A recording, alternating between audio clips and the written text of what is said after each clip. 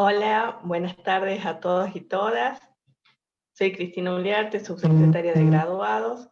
Tengo el placer de inaugurar este espacio, 25 años de la Plataforma de Acción de Beijing, Derechos Humanos, Comunicación y Género.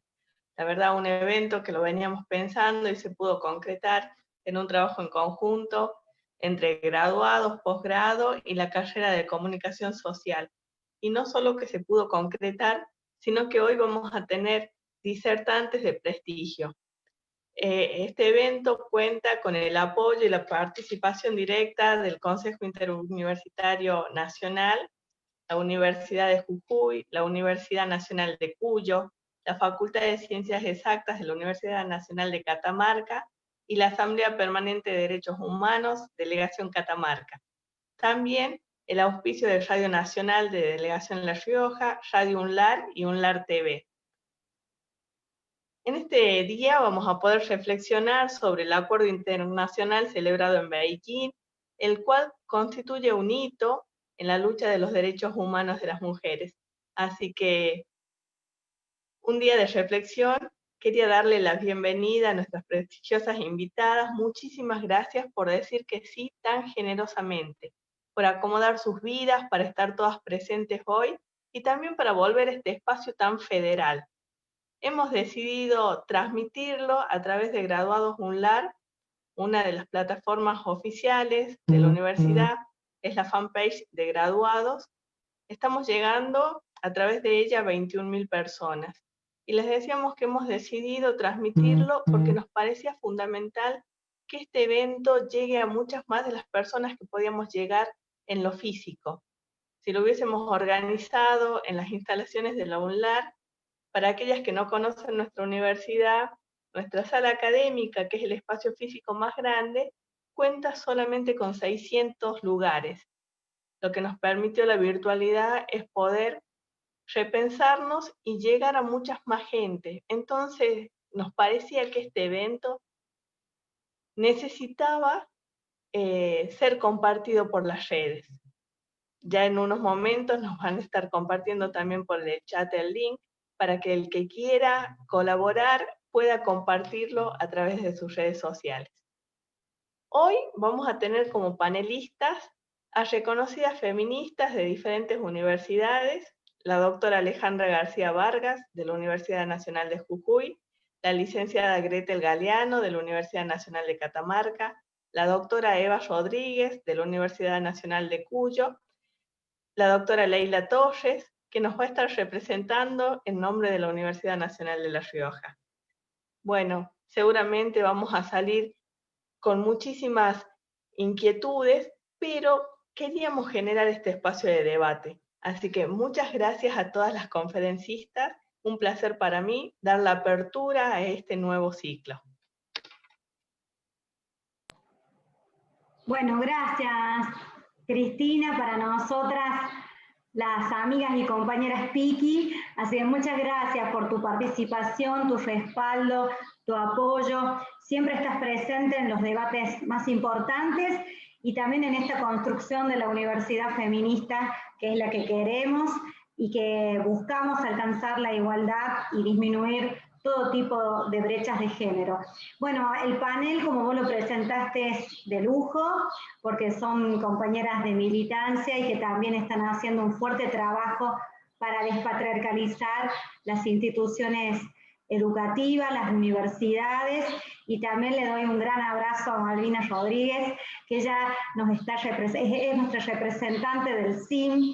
Ella integra la red de oficinas, de áreas de prensa, de comunicación institucional, que hace poquito se ha creado, se ha formado dentro del Consejo Interuniversitario Nacional. Malvina es de la Universidad Nacional de Villa María, también una gran compañera, y nos está acompañando porque también este evento, como dijo Cristina, cuenta con el auspicio del CIM. Bueno, un agradecimiento también a Juan, un compañero de Radio Nacional, que también está presto a escucharlas, porque justamente esta plataforma viene de alguna manera a colocar a los medios de comunicación en un lugar central y preponderante para la discusión, viene a hacer foco y a advertir a toda la comunidad internacional que son agentes de poder, dispositivos de poder, de reproductores de los estereotipos violentos, machistas y sexistas.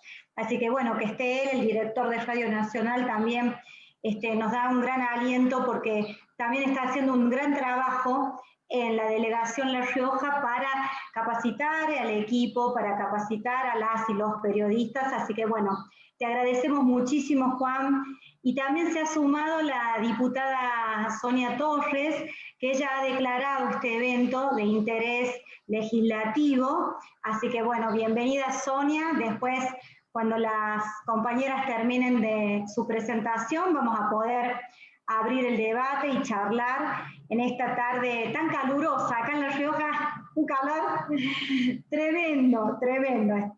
Cerca de 35, 38 grados. ¿Puede ser, Cristina? Más o menos. Bueno, yo simplemente, además de agradecerles, quiero hacer una breve introducción acerca de lo que significó la plataforma de acción de Beijing, que fue adoptada por 189 países y que también la conocemos como la Cuarta Conferencia Mundial sobre la Mujer. Bueno, se realizó en septiembre del año 1995 y la plataforma define que la igualdad entre mujeres y varones es una cuestión de derechos humanos. Quizás un poco tarde, ¿no? 1995, pero bueno, es un hito progresista, representa esta plataforma y entre otras cosas plantea como objetivo hacer realidad todos los derechos de las mujeres como el de vivir una vida libre de violencia, asistir a la escuela y tener igual remuneración por trabajo igual. Estas son algunas de las cuestiones más significativas que trabaja la plataforma y que ya nuestras tres compañeras nos van a contar, nos van a comentar, van a analizar, van a poner en debate y en tensión para pensar juntos, juntas y juntes en esta tarde acerca de dónde y cómo nos encontramos respecto a al desarrollo y al cumplimiento de este enorme compromiso político que asumió la comunidad internacional. Este documento también define una serie de objetivos y medidas estratégicas concretas y compromete a los países a cumplir 12 esferas de trabajo, ¿no? 12 puntos donde los estados tienen que concentrar y colocar toda su preocupación, pero también su inversión, ¿no? Porque la preocupación política y los acuerdos sin inversión sabemos que son acuerdos que no tienen mucho sentido, ¿no? Son meras declaraciones de ilusiones y quizás de buenos deseos, así que también es muy importante hoy poder contar con un presupuesto con perspectiva de género y con enfoque de género.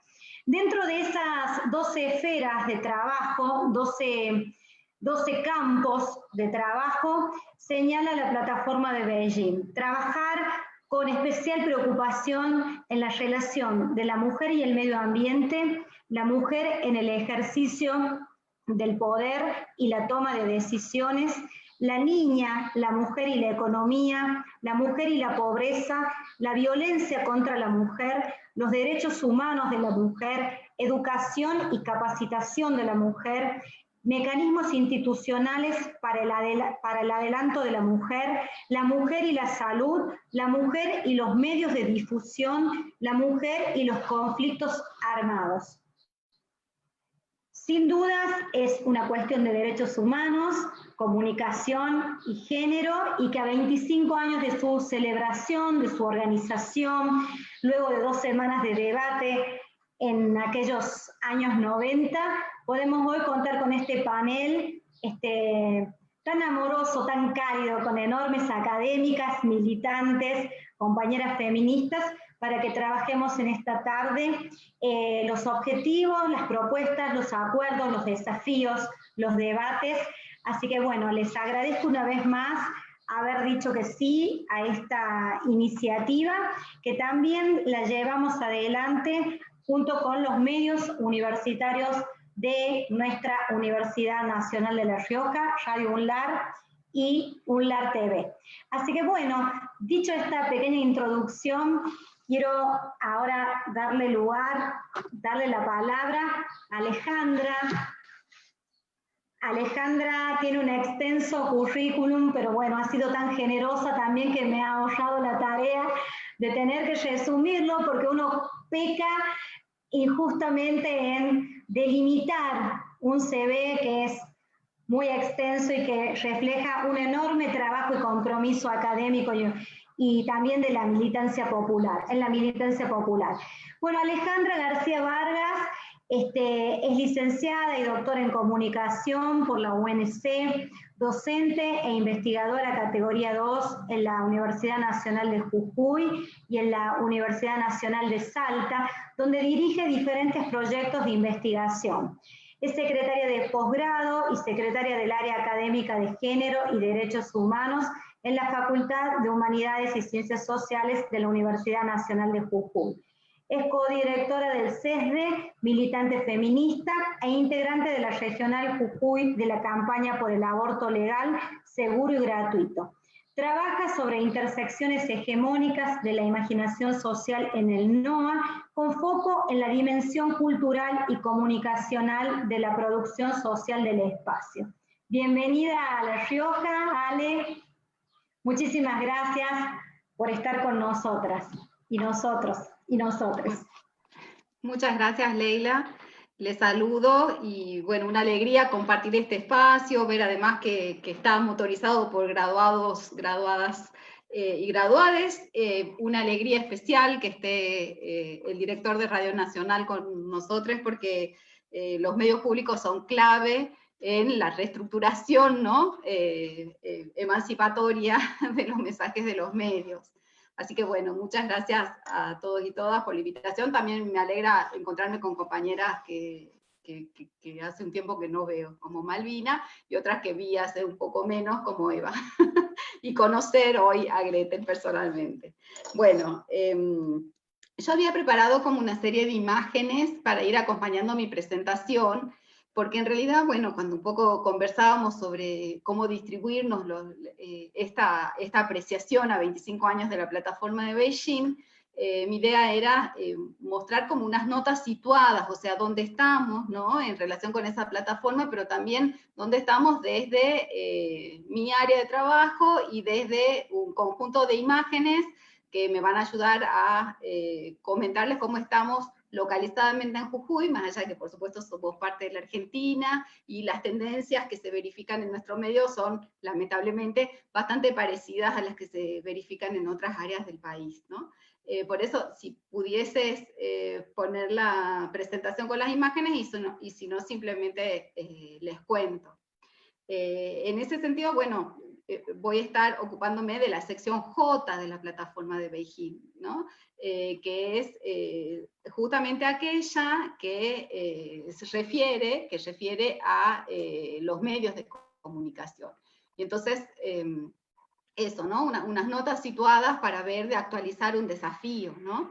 El desafío se tiene que actualizar, pero lamentablemente, como vamos a ver enseguida, el desafío permanece como tal, porque muchas cosas no han cambiado. O sea, la declaración de Beijing es un hito, como recién dijo Lorena, perdón, como recién dijo Leila, pero sigue siendo un desafío porque ese hito histórico, ¿no?, que visibiliza la relación entre los medios y los estudios de género, entre los medios y el género en la agenda pública internacional, por eso es un hito histórico, pero sin embargo sigue siendo un problema. O sea, no es que se ha logrado que esa problematización que realiza la plataforma sea atendida como debería haber sido por los estados, pero tampoco por las distintas organizaciones involucradas en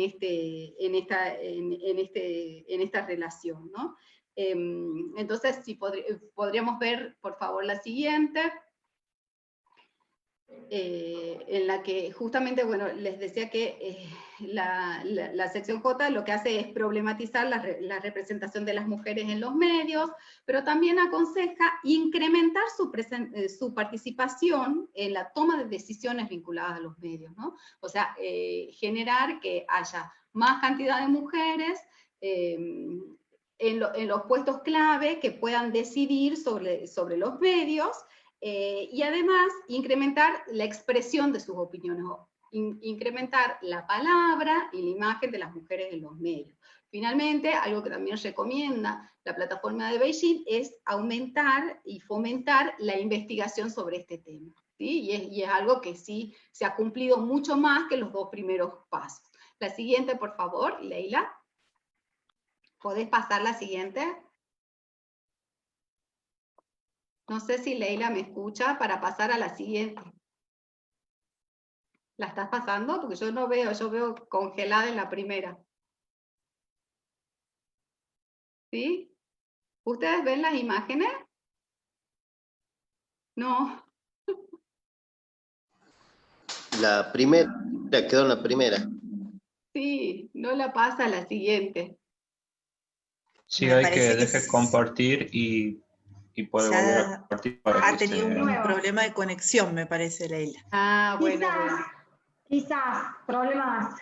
Acá el patriarcado ataca por todas partes. Vamos de nuevo. Ahí está, exactamente. Bueno, ahí probemos y si no, seguimos sin las imágenes. Eso no hay problema. Ahí se ve perfecto. Si lo puede ampliar al PowerPoint. Perfecto. ¿Vemos la siguiente, por favor?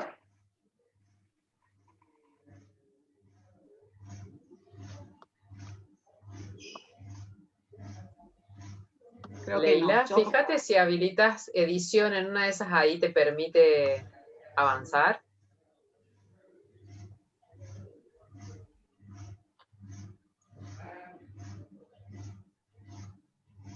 Ahí está. La anterior. Sí, yo las veo, por eso las voy pasando. Quizás, Claro, no, yo no las veo, pero no importa. Les puedo contar sin imágenes ¿las también. No, yo las estoy viendo cuando las voy pasando. Es más, vi la revista Gente, toda esa cosa. No, Basta, vamos sos la porque única, no seas...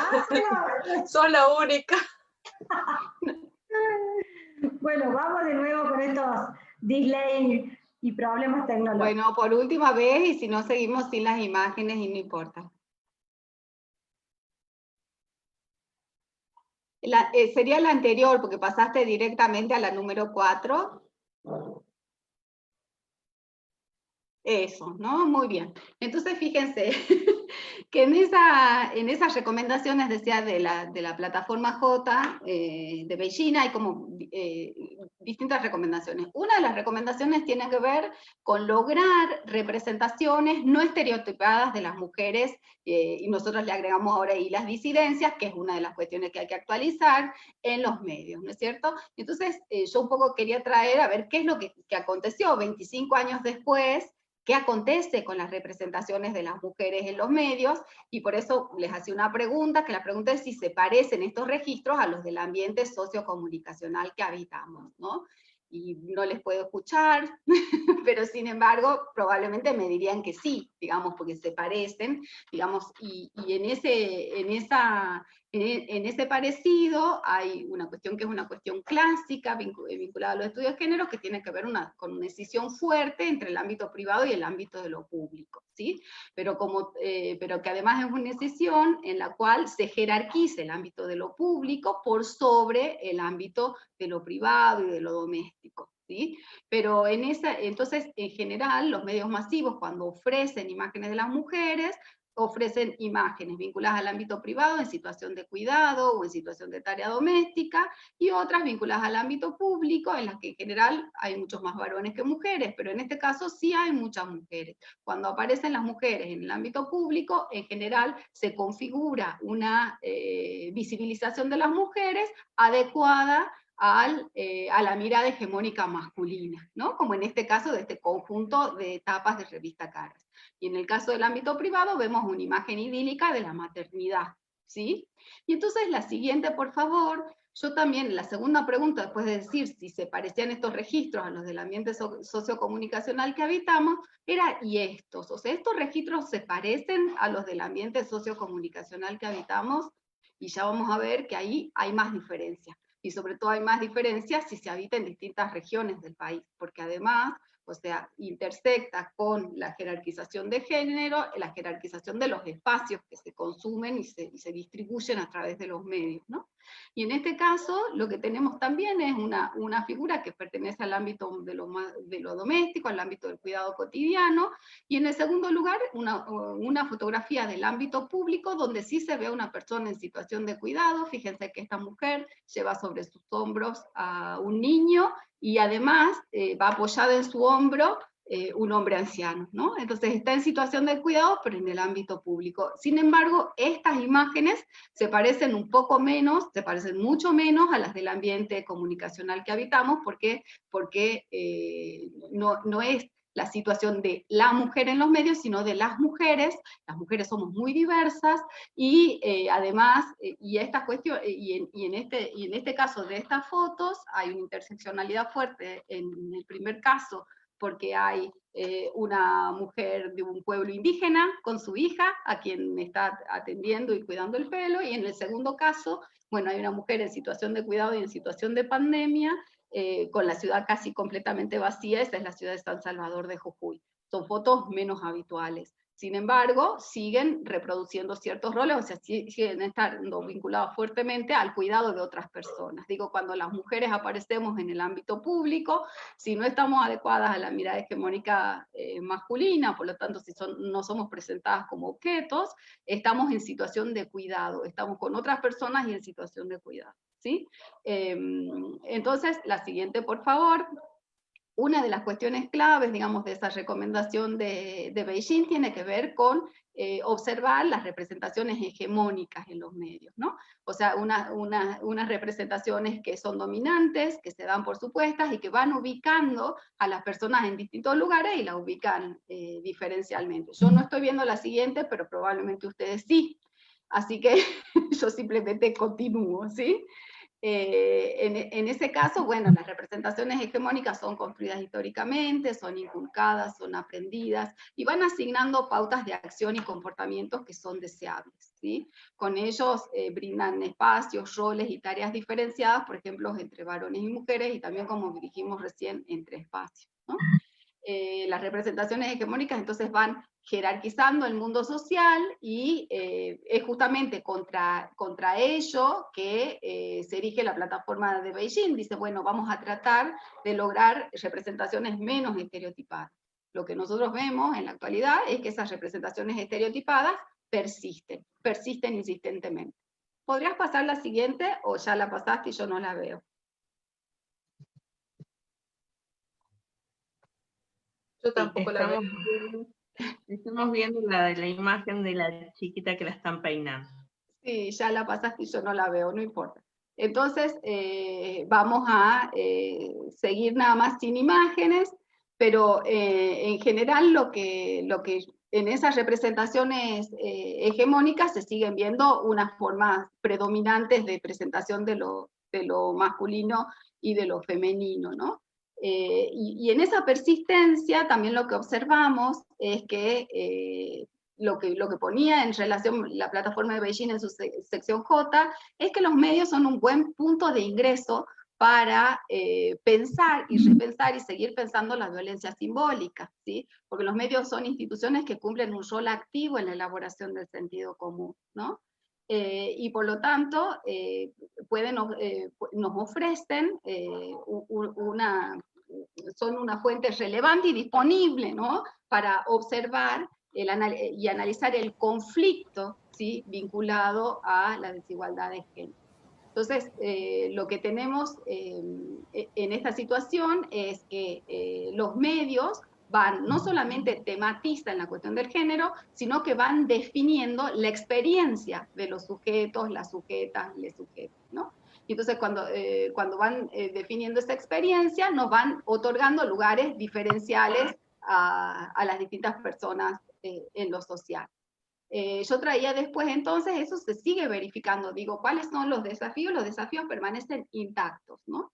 Yo traía también unos resultados que tienen que ver con un monitoreo que hicimos en el año 2016 en el marco de un PIO, de un proyecto de investigación orientado que fue un concurso que abrió la Defensoría del Público, no es casual, junto con ISET. Y en esas imágenes, que se las cuento porque no las podemos ver, vemos una persistencia de diferencias en los modos de ver a las mujeres y a los varones en los telediarios de San Salvador de Jujuy, ¿no? Por ejemplo, cuando nosotros vemos una escasez de mujeres frente a una gran cantidad de varones en las pantallas. Pero además vemos una cuestión que es clave y que remite a la situación de quienes hablan en los medios, quienes son habladas por otros, ¿no? Y en ese caso, incluso la participación de las mujeres es menor, pero la participación de las mujeres con voz, o sea, las mujeres que se dicen a sí mismas, por ejemplo, en el Canal 2 de Jujuy, que es uno de los canales que analizamos, del 100% de participaciones, solamente el 27%, ¿sí?, de todas las fuentes y de todas las participaciones en el noticiero fueron mujeres con voz, ¿no? Mientras que el 73% restante fueron varones con voz, ¿sí? Entonces lo que vemos ahí es que persiste esa representación minoritaria y diferencial. También hay una diferencia muy fuerte en la función que ocupan las personas según el género en las noticias, ¿sí? Por ejemplo, en general, las escasas mujeres que aparecen con voz aparecen narrando experiencias personales, ¿sí? Mientras que las voces de los expertos y los voceros y voceras y los voceros son generalmente de varones. Entonces lo que tenemos es una continuidad de esa escasa aparición de las mujeres en el ámbito de los medios y de una aparición fuertemente estereotipada, porque digo, también el tema de dar cuenta de una experiencia personal es porque no se las considera una fuente de una experiencia que pueda ir más allá o que tenga una expertise en cierto tema. Después había elegido yo una serie de imágenes que tienen que ver con el movimiento de los medios durante la pandemia, en el caso de Jujuy, y había elegido imágenes de la apertura de sesiones de la legislatura y del comité de emergencia, ¿sí? Y después de una celebración patria, de la celebración del 25 de mayo, para mostrar que en todas esas imágenes solo aparecían varones. No solamente en la apertura de sesiones, estando el gobernador y los legisladores, los jefes de bloque, que son todos varones, sino también detrás de cámara, o sea, el conjunto completo de los trabajadores de los medios que fueron a cubrir ese evento, el evento de la apertura de sesiones del 2020, eran varones, ¿no? Entonces estamos viendo ahí ese doble juego, o sea, una inferior participación de las mujeres en los medios, en la pantalla y detrás de la pantalla, o sea que eso persiste. Eso a mí me lleva a decir qué y cómo nos enseñan los medios, o sea, cómo trabajan en términos de las representaciones de las mujeres y qué nos termina enseñando esto. Y yo digo ahí que los medios en realidad trabajan como una pinza, ¿no? Entonces, en esa pinza, uno de los lados de esa tenaza, de esa pinza, tiene que ver con la ausencia, o sea, la invisibilización, que es algo que ya denunciaba hace 25 años la plataforma de Beijing, ¿no? O sea, hay una invisibilización de las mujeres y las disidencias, hay una subestimación de las tareas de cuidado y del espacio doméstico, se las subestima y además se las asigna diferencial y exclusivamente a las mujeres.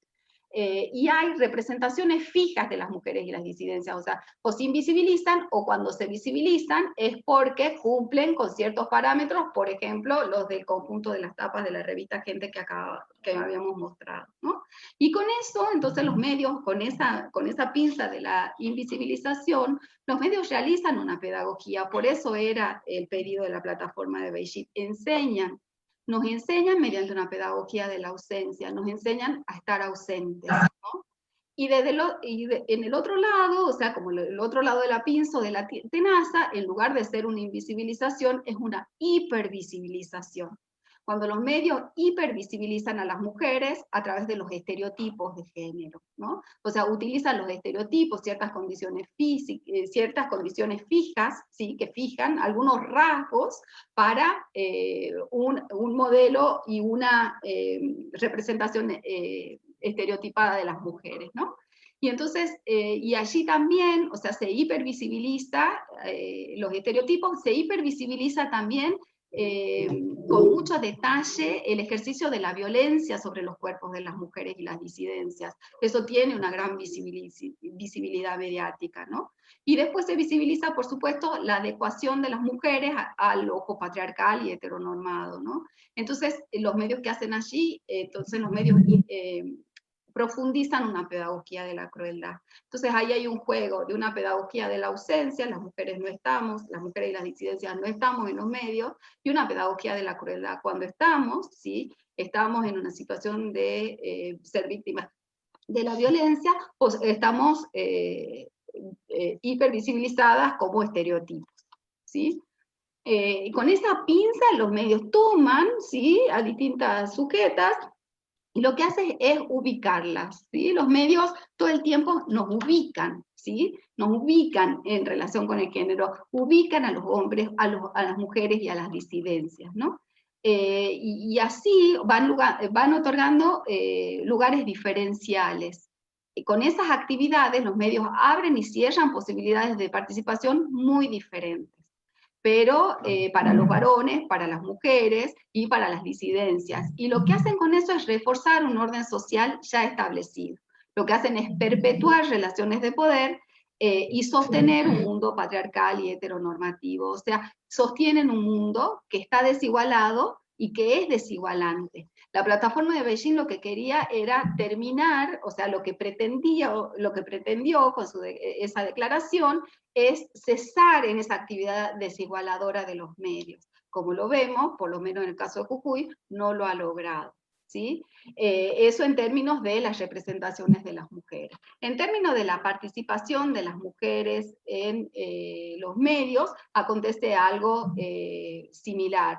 O sea, son escasas, en el caso de Jujuy, las periodistas que trabajan en los medios. Por otra parte, sabemos que este año las periodistas argentinas, para el Día de la Mujer, elaboró un documento en el que decía que además de no estar en los medios en la proporción que deberíamos, estamos mucho menos en las situaciones de toma de decisiones, que era lo que pedía o sugería la plataforma de Beijing en su sección J, pero además cuando estamos, más del 80% de las periodistas mujeres sufrió maltratos y abuso de poder, y el 57% de las periodistas que respondieron a la encuesta de periodistas argentinas fue acosada sexualmente. O sea que bueno, cuando estamos en muy malas condiciones.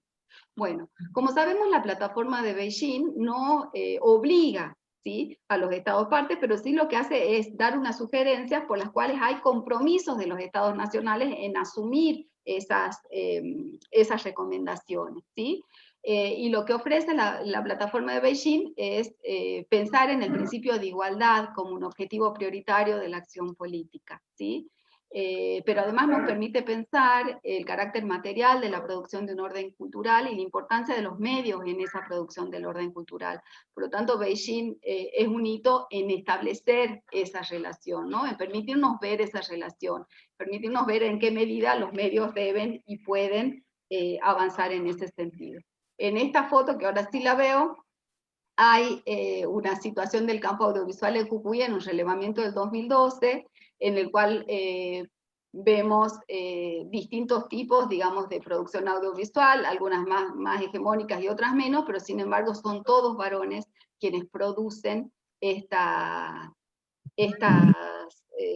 quienes producen el audiovisual en el año 2012. Ha habido un cambio, ¿sí?, en el cual se han ido incorporando relativamente mujeres en los últimos años, pero digamos, esta foto, digo, no es del año 1995, es del año 2012, 3 de las fotos que se ven acá corresponden, por ejemplo, a producciones audiovisuales que se realizaron con fomento específico de políticas de fomento asociadas a la Ley de Servicio de Comunicación Audiovisual, pero sin embargo siguen siendo todos varones, ¿no?, los que toman las decisiones, los directores, los guionistas. Entonces lo que vemos es que hay una enorme persistencia de la inferioridad de la representación de las mujeres en términos de en la producción mediática. Entonces, ¿cuáles son los desafíos? Bueno, el desafío sigue siendo lograr que las recomendaciones de la plataforma de Beijing se hagan efectivas, porque lo que nos muestra el campo, lo que nos muestra el análisis de medios es que persiste esa fuerte desigualdad, ¿no? Entonces, el desafío es lograr que realmente que los medios como instituciones claves para la producción simbólica se encaminen hacia la igualdad, ¿no? A través de distintas leyes, a través también de la movilización, porque digo, las movilizaciones feministas, las periodistas argentinas, las periodistas feministas jujeñas, son las que van organizando alternativas para hackear un poco el predominio masculino en los medios. Así que un poco eso era lo que yo traía. Hemos estado de tiempo, yo no podía ver las imágenes, así que espero que se haya entendido la vinculación de las imágenes con lo que venía contando. Así que bueno, muchas gracias. No, quizás vos no las veías, Ale, pero íbamos súper coordinadas. ¿Viste? Ah, bueno, mejor. Así como el pañuelo verde funciona como ese símbolo articulador en distintos espacios, bueno, nosotros íbamos muy a tiempo, no tengas problema. Sí, bárbaro, muchísimas gracias. Y la verdad que muy importante todo lo que vos marcás respecto de la pedagogía de la ausencia, de cómo nos enseñan a hacer y estar. Muchas gracias, Ale.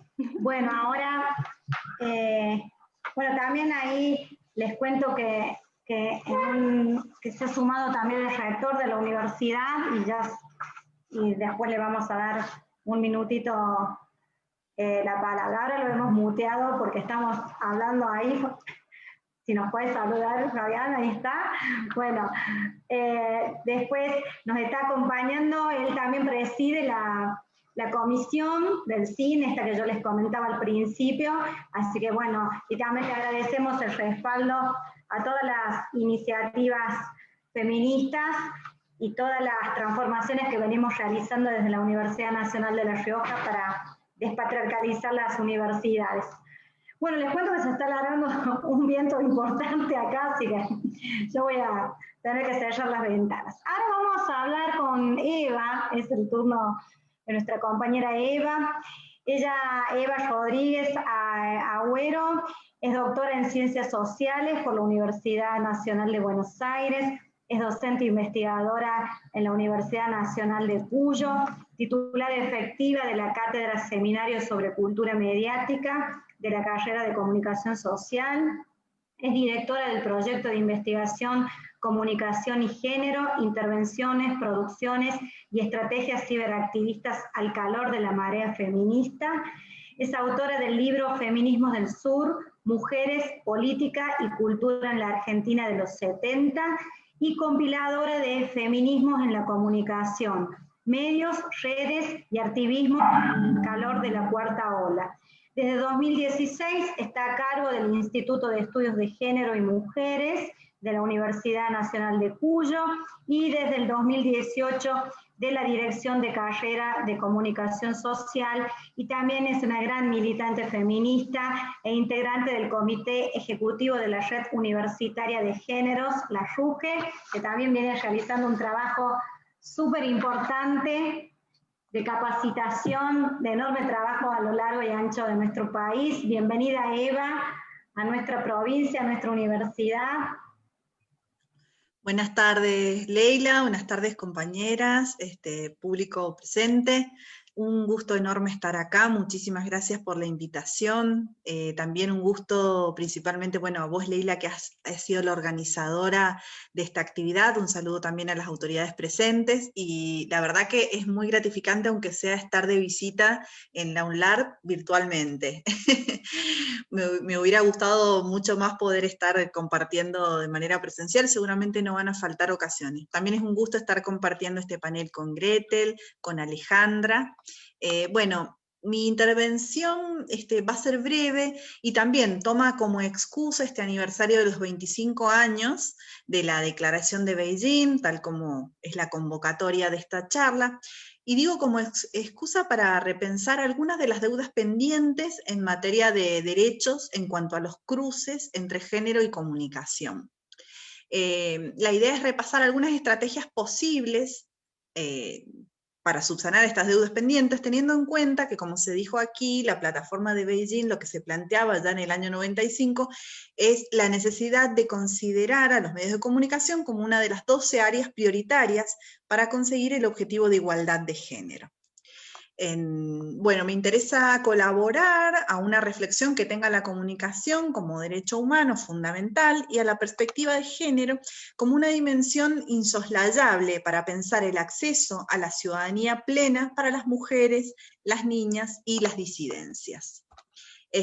Bueno, ¿por qué incorporar la perspectiva de género al análisis comunicacional, ¿no? Una pregunta que a lo mejor parece obvia, porque estamos en una charla que busca ese cruce, pero me parece que nunca está de más, teniendo en cuenta las heterogeneidades de los públicos, principalmente en estas instancias virtuales, nunca está de más recalcar con qué tiene que ver esa importancia, al menos desde mi punto de vista. Bueno, para parafrasear a Monique Wittig, la teórica feminista, ella lo que decía es que el sexismo y la heteronorma ordenan no solo las relaciones humanas, sino también la producción de conceptos, la comunicación y el lenguaje sobre el cual se va a organizar nuestra cultura. Es decir, que si el sexismo y la heteronorma están en la base de nuestra cultura y del modo en que nos relacionamos, nos comunicamos, construimos conocimiento y representamos el mundo que nos rodea, entonces es fundamental para transformar las relaciones desiguales de poder atacar directamente al corazón de esas desigualdades y esas opresiones, es decir, combatirlas de raíz. Bueno, ¿qué entendemos por género? Por género, que es una palabra que también oímos muchísimo en la universidad, a nivel políticas públicas, principalmente en el actual gobierno, ya que tenemos Ministerio de las Mujeres, Género y Diversidad, pero muchas veces damos por hecho que todos conocemos qué significa género, ¿no? Y hablar de género no es hablar exclusivamente de mujeres o de mujeres y disidencias, ¿no? Sino que acá vamos a traer una autora que es también una de las pioneras, su concepto, su noción de género es uno de los pioneros.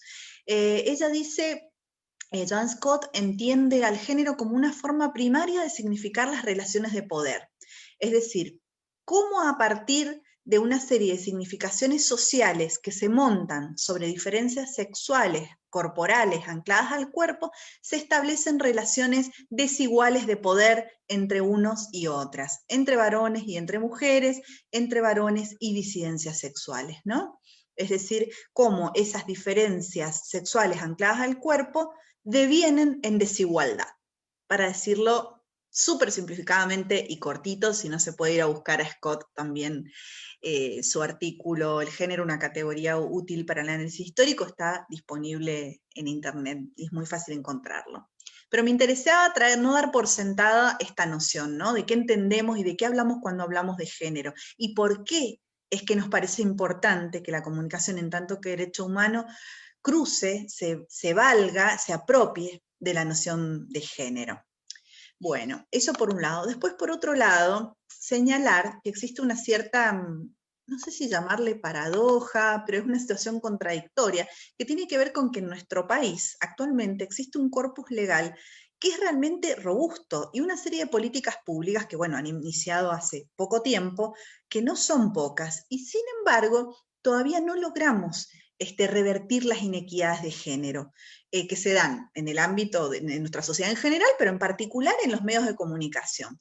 ¿Esto tiene que ver con qué? Esto tiene que ver con que estas transformaciones implican, como decía recién, llegar a lo más profundo de las relaciones de poder que estructuran nuestra realidad social. Entonces esas transformaciones, que son las transformaciones culturales, son procesos muy lentos y son cambios muy profundos culturales, por eso llevan un montón de tiempo. Y en esto las feministas tenemos muchísima experiencia, sabemos que el camino es largo, que no empezamos en 2015, sino que empezamos muchísimo antes en Argentina y muchísimo antes a nivel mundial, pero que el camino que queda por recorrer hacia adelante todavía queda un buen trecho, por eso es que seguimos batallando, trabajando.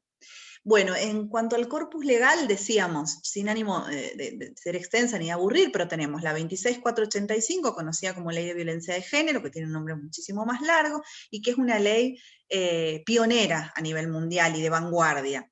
Tenemos la Ley de Servicios de Comunicación Audiovisual, y entre estos dos marcos legales está tipificada en la primera, en la 26485, la noción de violencia mediática de género, ¿no? Violencia mediática contra las mujeres, va a decir nuestra ley, pero actualmente, como decía Alejandra, decimos de las mujeres y disidencias, porque esta ley es del año 2009.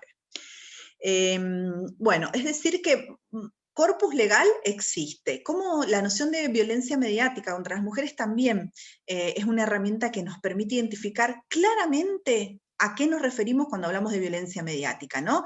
Y que responde de manera muy clara a los lineamientos que planteó Beijing en el año 95. Bueno, violencia mediática está definida por la ley como aquella publicación o difusión de mensajes e imágenes estereotipadas a través de cualquier medio masivo de comunicación que de manera directa o indirecta promueva la explotación de mujeres o sus imágenes, injurie, difame, discrimine a las mujeres, como así también la utilización de mujeres, de adolescentes y niñas en mensajes e imágenes pornográficos, legitimando la desigualdad de trato o construyendo patrones socioculturales que reproducen esa desigualdad. Bueno, prácticamente textual, esto es lo que dice nuestra ley. También tenemos organismos que Alejandra mencionaba recién, como la Defensoría del Público, que se crearon con la Ley de Servicio de Comunicación Audiovisual, y que cuentan además con organismos de investigación, como los observatorios, que han llevado adelante un trabajo enorme, ¿no? en cuanto a rastrear estas desigualdades. Tenemos también, y es importante señalarlo, el acumulado de todas las investigaciones que desde hace años se están haciendo en las universidades nacionales y en el CONICET, con fondos públicos, ¿no? Y que lo que buscan es cruzar las líneas de comunicación y género desde la academia. Y no deberíamos olvidarnos tampoco aquí del rol fundamental que han cumplido las redes profesionales, como la Red PAR y otras redes periodistas argentinas y la red internacional, ¿no? Que han llevado adelante una enorme tarea pedagógica, elaborando materiales, manuales, videos, un poco para educar hacia una comunicación no sexista. Bueno, todo esto es lo que tenemos, ¿no es cierto? No lo podemos negar, no deberíamos negarlo, y no obstante, como decía recién, seguimos teniendo algunas deudas pendientes. Además, estas deudas pendientes en situación de pandemia han hecho que en algunos aspectos se agudicen, se compliquen, y sobre esto vamos a hablar enseguida. Bueno, me gustaría ahora abordar 3 ejes, ¿no? En cuanto al panorama. Un primer eje que tiene que ver con lo laboral, es decir, con los medios de comunicación como espacio de inserción de las mujeres y las disidencias, y en este aspecto lo que vemos es una enorme disparidad profunda en cuanto a la participación de las mujeres y disidencias en los medios de comunicación. Sobre esto no me voy a extender mucho porque habló Alejandra también. Bueno, estos déficits de participación de las mujeres en los medios y disidencias en los medios de comunicación no son la excepción, sino que son homologables a los que existen en otros espacios. Y esta subrepresentación nuestra en los medios de comunicación preocupa porque implica también la ausencia de perspectiva de género en las redacciones, la ausencia de perspectiva de género ante una cámara, ante un micrófono, entre quienes dirigen, como decía Alejandra, los medios de comunicación, y lo que ocurre es que se tienden a reproducir patrones socioculturales heterosexistas, ¿sí? Que consideran también la heterosexualidad obligatoria, es decir, los géneros de un modo binario, como la sola posibilidad de que existen varones y mujeres. Por dar algunos números, en este caso nacionales, podemos decir que hay un informe de la Asociación Comunicar para la Igualdad que da cuenta con números de esta escasísima presencia en Argentina. Se señala que el 78% de las empresas de medios están dirigidas por varones, mientras que solo el 30% de las personas que trabajan en las empresas periodísticas son mujeres.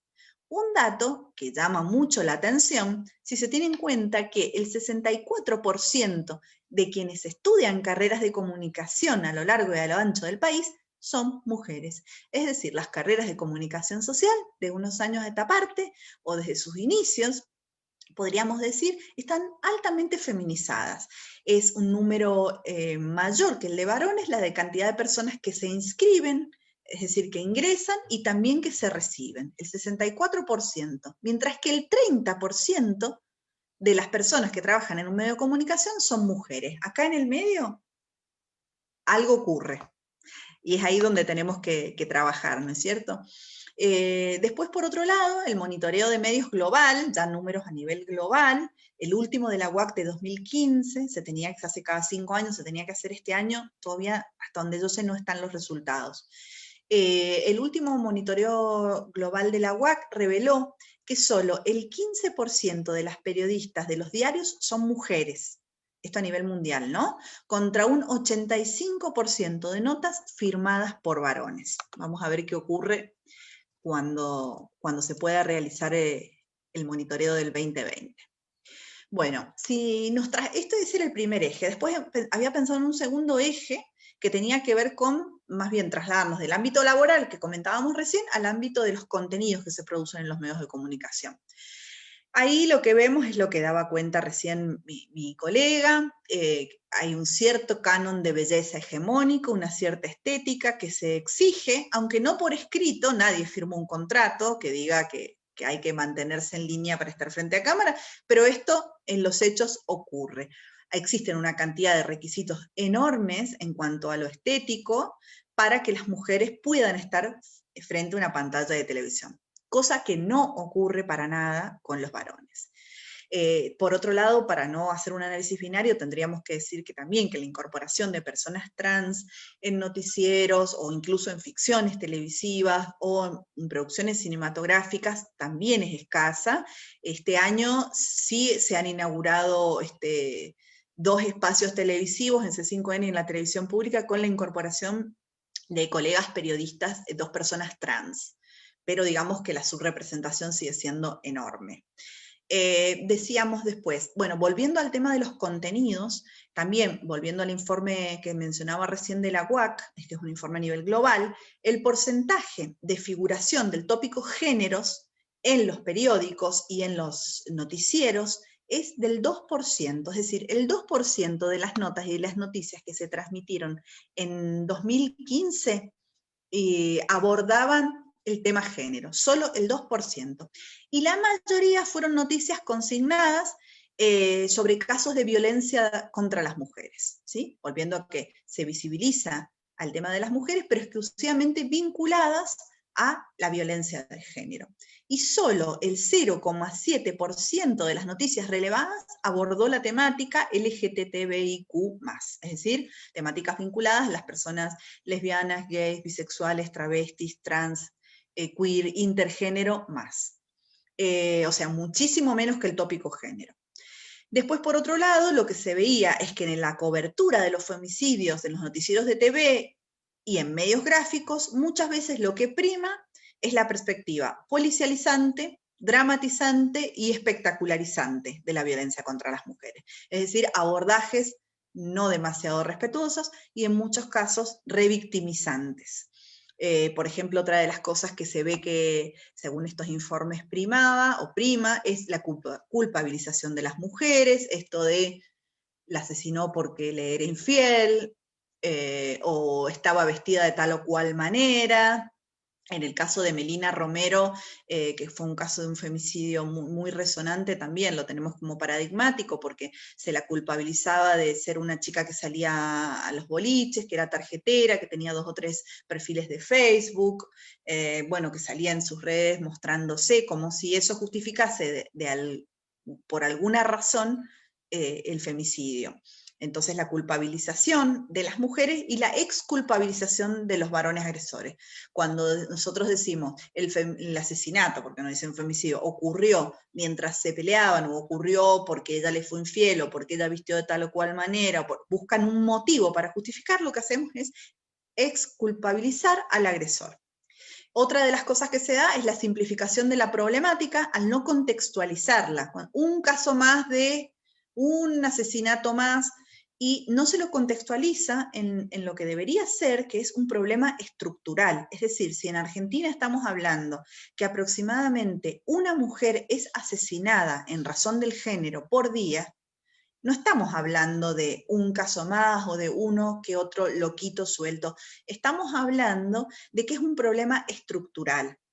Entonces, la no contextualización y llevarlo al caso policial, entrar en el detalle escabroso y banalizarlo, es no explicar que se trata de un problema social grave y que requiere la intervención de políticas públicas, la visibilización por parte de los medios de comunicación. Bueno, después otro de los enfoques que se ve también es el enfoque clasista-racista y que consiste en construir a algunas víctimas como buenas y a otras como malas. Recién nombrábamos el caso de Melina Romero, que sería la víctima mala, ¿no? Una chica que salía mucho, que había dejado la escuela, que se vestía de tal o cual forma, todo esto con comillas, ¿no? Dicho en los medios, en los discursos de los medios de comunicación, y es una pena que no haya traído videíto, pero ustedes los pueden encontrar en la Defensoría del Público, están videos con abordajes periodísticos terribles al respecto. Y después, por otro lado, la víctima buena, es decir, este abordaje clasista, racista, es decir, que intersecciona clase y raza, muestra que hay víctimas buenas. No se entiende cómo la mataron, que sería el caso de Ángeles Rawson, no sé si recuerdan, una joven asesinada por el portero de su edificio, o también de Lola Chomnales, todas chicas de clase media, porteña, con rasgos europeos, y bueno, que se supone que eran niñas que no andaban por el mal camino, entonces bueno, erigiéndolas como víctimas buenas, que no se entiende cómo ocurrió, y en el caso de las víctimas, oponiéndolas a víctimas malas. Después también, otro de los problemas en los abordajes periodísticos de los femicidios tiene que ver con no explicitar que se trata de violencia de género y de femicidio, es decir, no poder encuadrar, como decía, no poder contextualizar en las problemáticas sociales. Bueno, para esto es necesaria una deconstrucción que transforme esos discursos estereotipantes, que históricamente han sido así en el pasado, pero que todavía perviven. Digamos que la batalla por dejar de hablar de crimen pasional y comenzar a hablar de femicidio es una batalla en la que se ha avanzado un montón, pero cada tanto volvemos a oír hablar de crimen pasional, ¿no? Entonces, bueno, acá lo que hay que trabajar en cuanto a los contenidos, que era el segundo eje que les contaba, es también preguntarnos qué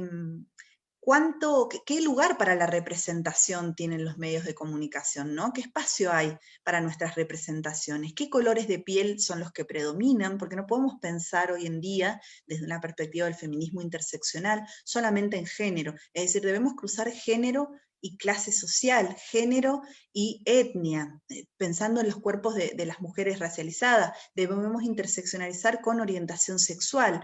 Entonces, ¿qué colores de piel predominan en los medios de comunicación? ¿A quiénes les está permitido mostrarse? ¿Hay personas con discapacidad? ¿Hay mujeres mayores? Porque este también es un tema, ¿no? ¿A qué cuerpos les está permitido mostrarse o transmitir noticias o protagonizar ficciones? Y cómo salir del binarismo varón-mujer, ¿no? Y abrir también la posibilidad a que otras identidades, otras orientaciones sexuales puedan también tener lugar en los medios. Bueno, todas preguntas que lo que apuntan es a cuestionar las representaciones vigentes. Por otro lado, me gustaría señalar que en el contexto de pandemia hemos vivido la virtualización de distintos ámbitos de nuestra vida y las mujeres y personas disidentes hemos sufrido situaciones de violencia y discriminación que se han trasladado, ¿no? de la vida social presencial a las pantallas. Y este sería el tercer eje y último eje que quería abordar. Es decir, todas esas situaciones de violencia se reflejan también en nuestra participación en las redes sociales, en nuestra vida virtual. En este sentido, hemos visto, podemos tipificar los casos de ciberviolencia. Hay un informe de Amnistía Internacional que dice que en Argentina 3 de cada 10 mujeres han sufrido ciberviolencia, es decir, violencia en las redes. Y por otro lado, la brecha de género, la brecha digital de género, que sabemos que existe una brecha de clase, pero también existe una brecha digital de género. Bueno, esas serían las dos. La ciberviolencia de género serían las agresiones o los discursos de odio en razón del género, es decir, todos los acosos y las discriminaciones que se sufren en las redes por el hecho de ser mujer o de ser disidencia, el acoso sexual, las conductas o comentarios sexistas, la sextorsión, que es la extorsión a través de la publicación de imágenes sexuales privadas, y por otro lado, les decía, la brecha digital de género. Si tomamos en este sentido el informe de UNESCO, nos muestra que a pesar de los esfuerzos que hay, digamos que hay políticas y hay esfuerzos, solamente 2/3 de las personas que a nivel mundial usan Internet son mujeres, solo 2/3. Y según ONU Mujeres, en los países en desarrollo, las mujeres tenemos un 23% menos de probabilidad que los varones de estar en línea. ¿Y esto tiene que ver con qué? con varios obstáculos. Tiene que ver con que Internet no es un lugar seguro para las mujeres, tiene que ver con la falta de políticas de alfabetización digital para mujeres y disidencias, y tiene que ver también con algo que atraviesa mucho las relaciones de género, que es la disponibilidad de tiempo libre. Y las compañeras acá presentes me lo van a entender, saben de qué hablo. Es decir, teniendo en cuenta que en Argentina el 87% de las tareas reproductivas, es decir, no domésticas, recaen sobre las espaldas de las mujeres, estamos viendo que hay algo que no funciona. Es decir, el trabajo de cuidado, o tareas de cuidado, trabajo doméstico, o trabajo reproductivo, como queramos llamarle, es decir, todas aquellas tareas por las que tienen que ver con el cuidado y la crianza de niñas, y también el cuidado de adultos, todas aquellas tareas por las cuales no se recibe una retribución, una paga, son tareas reproductivas, trabajo reproductivo. Y en su mayoría, en Argentina y a nivel mundial, las asumimos las mujeres. En Argentina el 87% de las mujeres cargamos con gran parte de esas tareas, lo cual alarga el día laboral de las mujeres en Argentina entre 3 y 4 horas diarias, lo que se llama la segunda o la tercera jornada laboral. Llegamos de trabajar y nos ocupamos de los cuidados de niñas y de nuestros viejites. Por supuesto que estas cuestiones se van transformando, que para eso estamos militando, pero hoy en día es una realidad. Bueno, y de hecho el gobierno nacional tiene una serie de políticas directamente dirigidas a esto. Esto tiene que ver con que nosotras tenemos muchísimo tiempo libre menos, muchísimo menos tiempo para el ocio o para Internet. Bueno, violencias, silencios, exclusiones que es preciso atender. Algunos puntos para trabajar, para ir finalizando. Bueno, ahora vienen las buenas noticias, ahora viene la parte de las buenas noticias. Actualmente hay en danza algunos proyectos de ley de paridad y equidad de género en los medios de comunicación, que hay uno que tiene media sanción en senadores, es decir, ya va por la mitad del camino. Es muy importante que desde el Estado, y abarca solo a medios públicos, hay que decir, y es muy importante que el Estado asuma compromisos en cuanto a lo legal, en cuanto a las políticas públicas, para una representación justa de los géneros, que incluya también a las personas trans, y que vaya más allá del binarismo y que sume otras voces, que sume otros cuerpos, que sume otras realidades.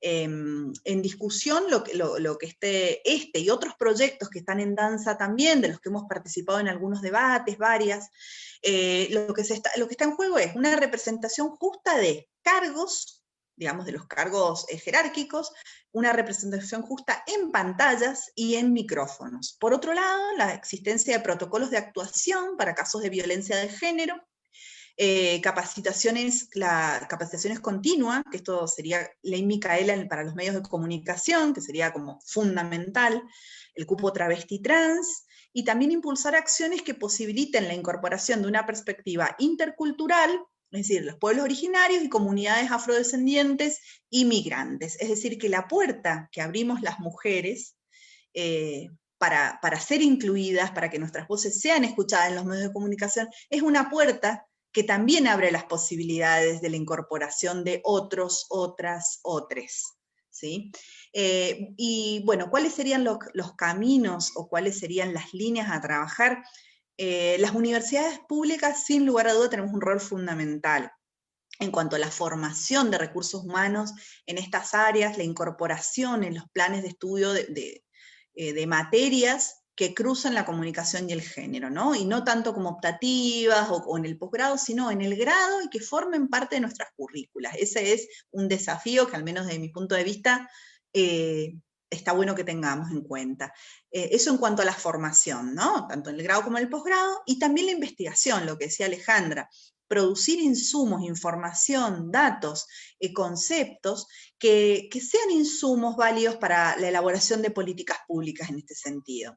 Y este sería el segundo punto, la segunda vía, es decir, la elaboración de políticas públicas y de leyes. Y el tercero sería también la incorporación de la potencia que tienen distintos actores, actrices de la sociedad civil, como por ejemplo las redes profesionales y la militancia, ¿no? Y en el cruce y en el tejido entre la militancia y las universidades públicas, digamos, que es muy potente lo que se puede hacer, tanto a nivel como para generar insumos, como para ejercer el poder de lobby, digamos, y de fuerza, para que estas leyes finalmente salgan y se cumplen. Así que bueno, hasta aquí, porque no me quiero extender más. Gracias. Muchas gracias, compañera, muy clara. La verdad que muy clara tu exposición, y pensaba en esto de la disponibilidad del tiempo libre, del uso del tiempo libre, del disfrute, y también en la circulación de la palabra, ¿no? Esto de que siempre estamos, de alguna manera, como pidiendo una nueva distribución social de la palabra. Eso me parece muy importante, y ahora con la ley de paridad de medios vamos a tener un nuevo instrumento legal, una nueva oportunidad para ser más justas, justos, justes, más iguales, y me encantó eso de que el feminismo abre puerta a otros, a muchos, muchas, muches. Bueno, muchísimas gracias. Y la verdad que más allá de los instrumentos legales, y que a veces parece que todo termina siendo bálsamo simbólico nada más, bueno, por suerte hay compañeras como ustedes que están en cada ámbito, en cada institución, en cada organización, justamente dándole vida a cada norma, ¿no? A cada instrumento, a cada estatuto, a cada legislación. Bueno, y ahora el turno de Gretel, de la vecina provincia de Catamarca, Gretel Galeano. Bueno, acá tengo unos apuntitos acerca de su extensa trayectoria. Bueno, ella es secretaria de Género y Diversidad de la Asamblea Permanente de Derechos Humanos de la Regional Catamarca, es docente universitaria, es coordinadora del Laboratorio de Innovación Pública, Catalab, es formadora, educadora popular y es directora del Observatorio de Derechos Humanos, Género y Diversidad de la Cámara de Diputados. Esto también le va a interesar mucho a Sonia, que nos está acompañando, nuestra diputada, así que también, Gretel, me parece que sería bueno que nos extiendas tu experiencia. Gracias, Sonia, por acompañarnos. Bueno, Gretel, me muteo, te doy la palabra. Muchísimas gracias por estar, por tu tiempo, y adelante. Bueno, muy buenas tardes a todos, a todas, a todes. Realmente, bueno, me encantó, estuve como muy atenta a Alejandra y a Eva. Viste, cuando comenzó esta idea, le decía a Leila, que me parecía fantástico, porque Beijing no tiene una visibilidad o no es tan marketinero como otras acciones, ¿no? Lo cierto es que Argentina llegó a Beijing ya con varios encuentros nacionales de mujeres, con participación también en encuentros latinoamericanos y del Caribe, encuentros feministas, ¿no? Recuerdo que una de las históricas del feminismo argentino dijo que en San Bernardo, no me acuerdo si era no me acuerdo el año, pero 91 creo que era, es donde se plantea la campaña, donde se impulsa la campaña por el 28 de septiembre, por la legalización del aborto. Estamos hablando del 91, antes de ir a Beijing. Entonces digo, las argentinas ya teníamos porque soy heredera también de generaciones de feministas y activistas por los derechos humanos. Entonces digo, teníamos una mirada consolidada de lo que se plantea en Beijing, por más que en Beijing, digamos, la comitiva argentina era más que todo, no venía o no provenía de los movimientos feministas, sino de las mujeres que estaban en las instituciones, ¿no? En las áreas gubernamentales. Me quedo pensando que obviamente coincido con Eva, que tenemos grandes desafíos, y que si uno se pone a leer la letra, no chica, pero digo, la letra de estas 143 páginas creo que tiene el documento de Beijing, uno dice, no puede ser, se avanzó, no se avanzó, se avanzó, no se avanzó. Entonces, yo digo, ahora estamos con COVID, con cuarentena, con una pandemia que está haciendo destrozos a nivel, digamos, de la vida de las personas, del acceso a los derechos primordiales como la salud, la educación, etcétera, etcétera. Aunque en ese etcétera, etcétera entran tantas cosas que uno a veces se agarra la cabeza, ¿no? Y digo yo, antes del COVID, ¿cuál era nuestro desafío? Para aquellas que venimos de las organizaciones no gubernamentales, que trabajamos en la academia, que somos sujetas de conocimiento también, ¿cuál era nuestro desafío? Para mí, o sea, no queda otra que decir humanizar o empatizar, ¿no? Con los sentires y pensares de las personas que están en el territorio. ¿Cuántas veces no nos sentimos como tan ajenas a la lucha y a las luchas que tienen las mujeres en territorio, ¿no? Entonces, quizás el desafío antes de la cuarentena era decir, bueno, hay que salir del escritorio. Como investigadoras hay que salir de la teoría.